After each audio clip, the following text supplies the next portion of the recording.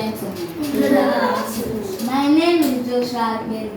I'm part of the computer engineering team. My partners are Asabia and Ajit, and today we are going to present to you on embedded systems.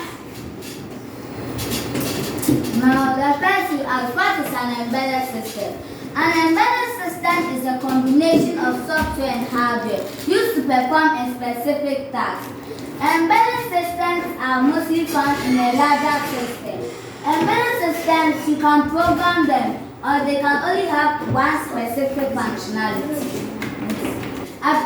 Appliances used every day, processing industry devices, automobiles, equipment in the hospitals, cameras, digital watches, appliances we also use at home, airplanes, vending machines and toys, as well as mobile devices. They all have embedded systems which are in them.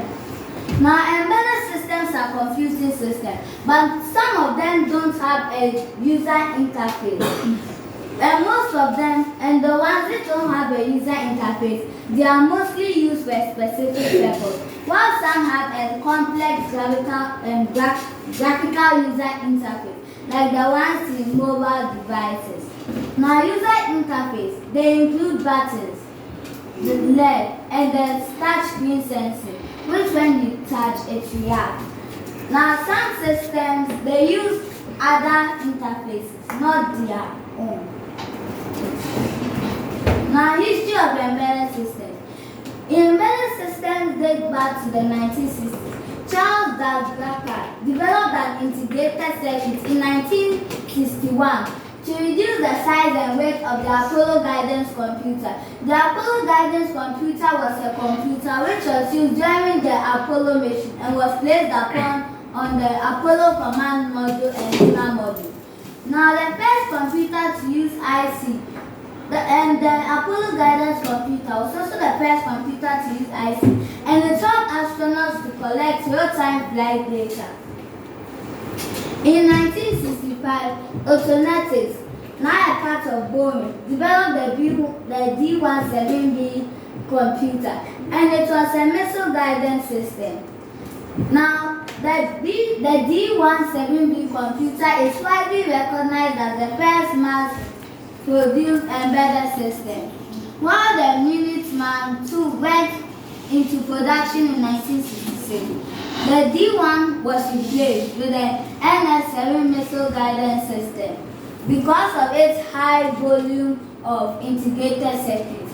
In 1968, the first embedded system, which was used in a vehicle, the Volkswagen 1600, it used a microprocessor to control the fuel injection system. This is the D-17B computer. Now, how does an embedded system work? An embedded system functions as part of a device. Any device, like a mobile phone, it functions as part of it. That's why it's the term embedded. It's put inside the device. Now, they are not that expensive and they don't take that much power. They are small computers which are put in other devices. They comprise of a processor. They have a power supply, memory, and they also have communication ports.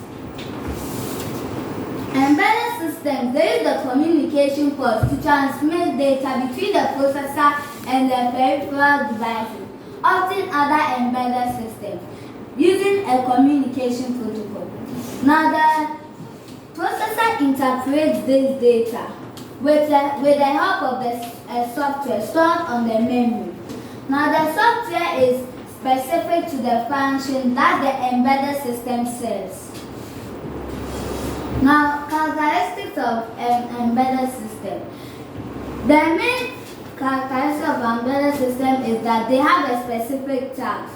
Most embedded systems, they are used for one task. Only few are used for multiple tasks.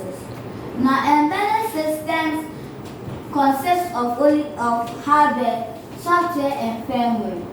They can be put in larger systems to perform a specific function, as because they were built for that specific function within the system and not other tasks, multiple tasks. Now they can either be a microprocessor based or a microcontroller based.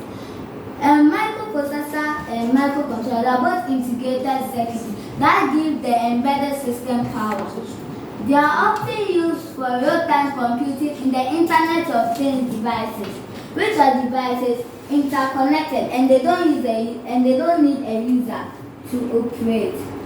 Now, some embedded systems, they are different in complexity and function. Some embedded systems are more complex than others, and this affects the type of software they use for it. And they are often supposed to perform their function under a short time.